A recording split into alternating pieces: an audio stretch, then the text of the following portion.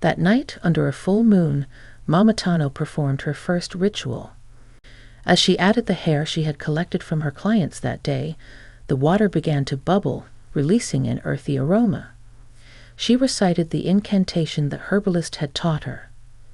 The moment the last word left her lips, Mama Tano felt a surge of energy rush through her body. What the hell is this? The next day, when she returned to her salon, something had changed. In the heart of a bustling African village, Mama Tano was the woman every woman wanted to see.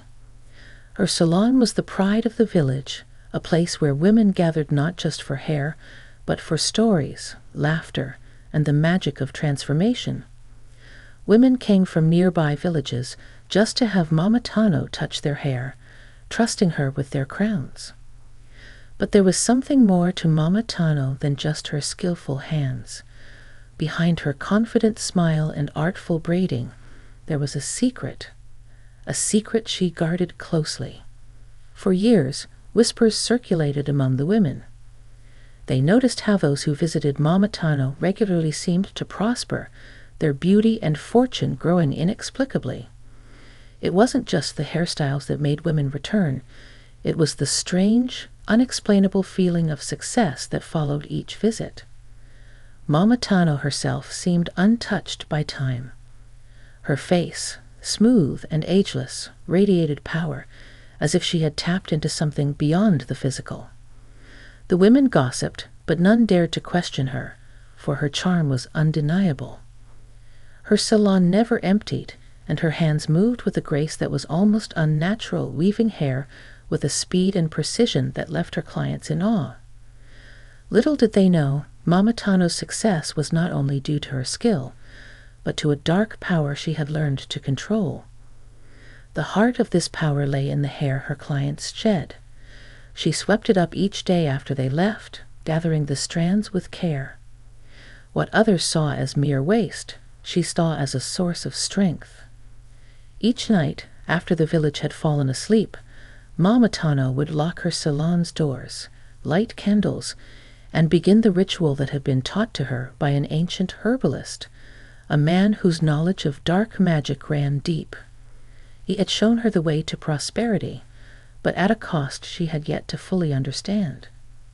Years before Mama Tano's salon became the pride of the village, she was just another woman trying to make a living. Her talent for hairstyling had always been apparent, but it wasn't enough to set her apart. One fateful evening, as she sat by the riverbank, braiding her own hair in frustration, she was approached by an old herbalist. The herbalist's appearance that evening changed Mama Tano's life forever. "You seek greatness," he had said, his voice low and gravelly. "But greatness does not come to those who simply wait. It must be earned," claimed. Mama Tano looked up from her braiding. She had heard stories of the herbalist. "I can show you a way," the herbalist continued, his voice barely above a whisper, "to unlock the power hidden in plain sight. Hair, you see, is not just dead strands. It holds the essence of a person, their energy, their spirit. With the right ritual, you can channel that energy into something far greater." Intrigued, but also afraid, Mama Tano hesitated. "What do I need to do?"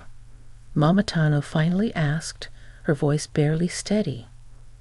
The herbalist smiled. "Collect their hair," he instructed.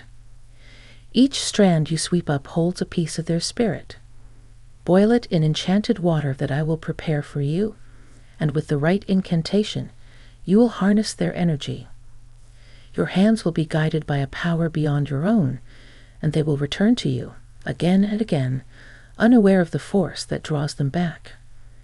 He warned her, however, that this power came with a risk. The ritual would bind her to the spirits of those whose hair she used, and any disruption to the process could unleash chaos. "Once you begin," he said, "you cannot stop." Mama Tano's ambition clouded her judgment. She agreed to the ritual, eager to unlock the power the herbalist promised. That night, under a full moon, Mama Tano performed her first ritual. The herbalist had given her a pot filled with enchanted water, its surface shimmering unnaturally in the dim candlelight. As she added the hair she had collected from her clients that day, the water began to bubble, releasing an earthy aroma. She recited the incantation the herbalist had taught her. The moment the last word left her lips, Mama Tano felt a surge of energy rush through her body. The next day, when she returned to her salon, something had changed. Her hands moved with a new speed and precision, as if they were being guided by an unseen force. Her clients noticed immediately. They marveled at how quickly she worked, at how perfect their hair looked after she was done. Word spread, and soon women were lining up outside her door, desperate to have Mama Tano work her magic on their hair. Unbeknownst to them, every strand they left behind was collected, boiled, and used in the nightly ritual that fueled Mama Tano's growing success. With each passing day, Mama Tano's salon grew busier. The more hair she collected, the more powerful the rituals became. The enchanted water, prepared by the herbalist, seemed to bubble with more intensity each time she performed the ritual. The power she felt in her hands was undeniable. It wasn't just skill that made her the most sought-after stylist in the region. It was something much darker, something that could never be spoken of aloud. Mama Tano's clients adored her. They left her salon glowing, not only because of the intricate braids or the perfect cornrows she crafted, but because they felt different after each visit. They couldn't quite explain it, but every woman who sat in Mama Tano's chair left feeling more confident, more beautiful, and strangely more fortunate in the days that followed. They spoke of unexpected promotions at work, of newfound love, of blessings that seemed to follow them wherever they went. Word of Mama Tano's magic hands spread far and wide, and soon women from distant villages began making the journey to her salon. But behind the scenes, the rituals were taking their toll on Mama Tano. Every night, she performed the same process. She swept the floor of the salon after her clients left, gathering the shed hair with precision. She would then lock the door, pull out the pot of enchanted water, and begin the ritual. Each time, she would feel that surge of power, that addictive rush that made her feel invincible. But with each passing night, the ritual became more demanding. The incantations had to be spoken with more intensity, and the bubbling water seemed to resist her, as if it was testing her will. Mama Tano noticed small changes in herself, too. Her once smooth hands began to feel rougher, her skin growing calloused from the endless work. At first, she dismissed it as the natural consequence of working so much, but deep down, she knew it was something more. The rituals, while granting her immense power, were also slowly taking something from her. The herbalist, who still visited her occasionally, warned her of the dangers of overuse. "The power you wield comes with a cost," he reminded her. "The more you take from others, the more it will take from you. Be careful not to let greed cloud your judgment." But Mama Tano had tasted success, and she wasn't willing to let it slip away. She ignored the herbalist's warnings, believing that as long as she performed the rituals correctly, she could maintain control. After all, everything was going so well. Her salon was flourishing, her clients were happy, and she was more powerful than she had ever been. What could possibly go wrong? However, in the quiet moments when she was alone in the salon late at night, Mama Tano couldn't shake the feeling that something was watching her. Sometimes, as she stirred the enchanted water, she thought she saw shadows moving in the corners of the room. Among Mama Tano's many clients, Amina was one of the most beloved. She had been visiting Mama Tano's salon for years. Her hair was the envy of the village, and Mama Tano took special pride in styling it. Whenever Amina entered the salon, the other clients would hush, their eyes following her graceful movements as she settled into Mama Tano's chair. But during her most recent visit, Amina did something she had never done before. As Mama Tano skillfully weaved Amina's hair into an intricate pattern, a single strand slipped from her hand and fell to the floor. Normally, Mama Tano would have swiftly picked it up and set it aside for her nightly ritual, as she did with all her clients' shed hair. But before she could reach down, Amina casually bent over, scooped up the fallen strand, and tucked it into her handbag with a smile. "There we go," Amina said, oblivious to the look of horror that flashed across Mama Tano's face. Mama Tano's heart skipped a beat. Her mind raced as she watched Amina take what was rightfully hers, what was supposed to fuel the ritual that kept her salon thriving. Amina had never done this before. No client had. It was part of the ritual's delicate balance, and Amina had unknowingly broken it. Trying to mask her panic, Mama Tano smiled and continued braiding, but her hands were trembling. What would happen if even one strand of hair was taken out of her control? She needed to act quickly. "Amina, my dear," Mama Tano said, "it's just an old superstition of mine, but I always like to keep the shed hair. For good luck. Maybe you should leave it with me." Amina chuckled, waving off Mama Tano's concern. "Oh, Mama Tano, you're always so serious. It's just a piece of hair. I'm going to use it for something special, a personal project. Don't worry, I'm sure it'll bring me just as much luck as it brings you." Mama Tano's heart sank. Amina had no idea what she had done. When Amina left the salon that day, hair perfectly styled and unaware of the catastrophe she had set in motion, Mama Tano was left alone, staring at the empty chair. She knew something terrible was about to happen. For days after Amina's visit, Mama Tano couldn't shake the feeling of impending doom. When she tried to perform the ritual, something was different. The water didn't bubble with the same vigor. And the shadows, they seemed darker, more alive, twisting in the corners of her vision. One evening, after Amina's latest appointment, Mama Tano stood in her empty salon, staring at the strands of hair she had collected from her other clients. The pile seemed smaller than usual.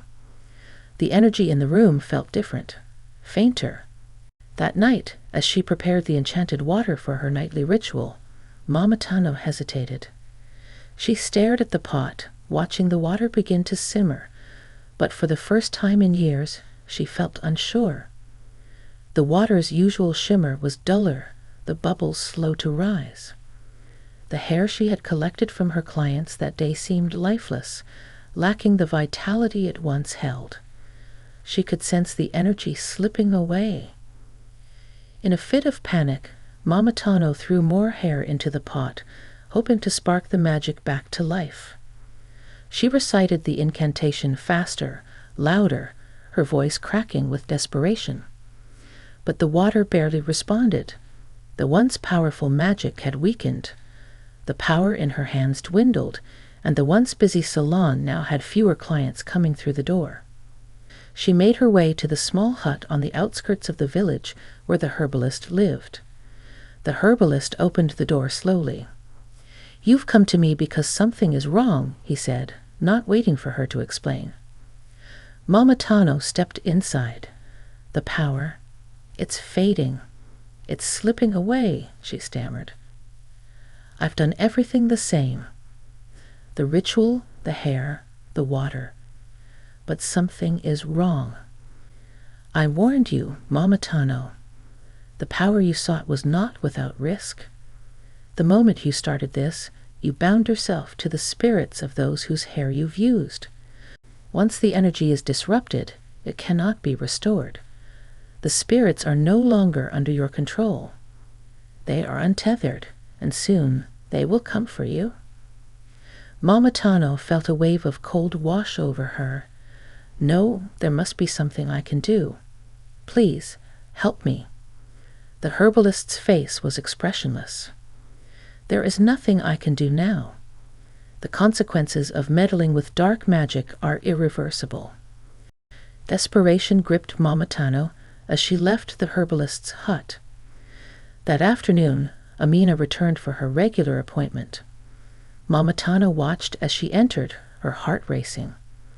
Amina smiled warmly, completely unaware of the turmoil she had unknowingly caused. As she sat in the chair, Mamatano's hands throbbed with pain, but she forced herself to begin braiding, though her hands were slower and more clumsy than before. "Mamatano," Amina said suddenly, her voice full of concern. "Are you all right? You seem different." "Amina, I need you to return the hair you took," she said, her voice trembling. Amina blinked in confusion. "What? The hair? You mean the strand I picked up last time?" "Yes," Mamatano said, her voice growing more desperate. "You must return it. The balance is off, and I can't fix it without that hair." Amina chuckled, waving off Mamatano's concern. "Oh, Mamatano, you're always so serious. It's just a piece of hair. I didn't think it would matter." "It does matter." Mamatano's voice was sharp now, her fear boiling over into anger. "You don't understand. That hair, without it, I can't." She stopped, realizing she couldn't explain the truth. Amina looked at her with concern, but there was nothing more she could do. As the maggots continued to feast on her flesh, Mamatano's health began to deteriorate rapidly. The once strong, confident woman was now a shadow of her former self, her body weak and ravaged by the curse she had unleashed. Her hands, the very instruments of her success, were now the source of her destruction. The energy she had stolen from her clients was now draining from her, leaving her empty, hollow. As word of Mamatano's condition spread, the village began to avoid her entirely. Once revered, she was now feared. No one dared to approach her or the salon, and rumors of her dark magic spread like wildfire. Amina, unaware of the full extent of what had happened, returned to the village one day and decided to visit the salon. But when she arrived, she was met with an eerie silence. The once bustling salon was now a haunted ruin, the windows dark, the air thick with decay. What she saw inside horrified her. Amina found Mamatano in the back room of the salon, hunched over, her body twisted in pain. "Mamatano!" Amina gasped, rushing to her side. Amina, horrified, stepped back, realizing that there was nothing she could do. "Mamatano, what happened to you?" she whispered, her voice trembling. You took it," she hissed, her breath ragged. "You took my power, my hair. You destroyed everything." Amina stepped back, confused. "What do you mean?" "I didn't take anything, just a strand of hair. I didn't know." "You don't understand," Mamatano screamed, her voice breaking. "That hair was everything. You broke the balance, and now I am paying for it." Amina's heart raced as the truth began to sink in. Haunted by the encounter, Amina sought out the herbalist to understand the full truth of what had happened. The herbalist welcomed her into his hut, his face etched with sorrow. "Mamatano sought power she wasn't ready for," he explained. "I taught her the rituals, warned her of the risks, but her greed overtook her. The hair, the strands of her clients, held their energy.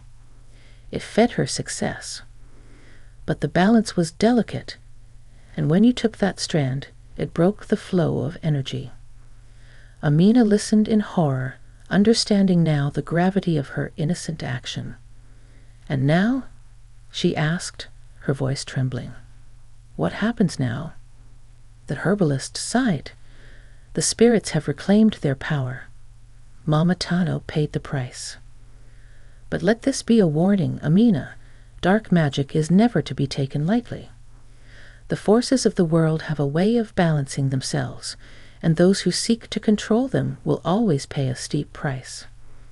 The curse had spread beyond Mama Tano's hands, consuming her entirely.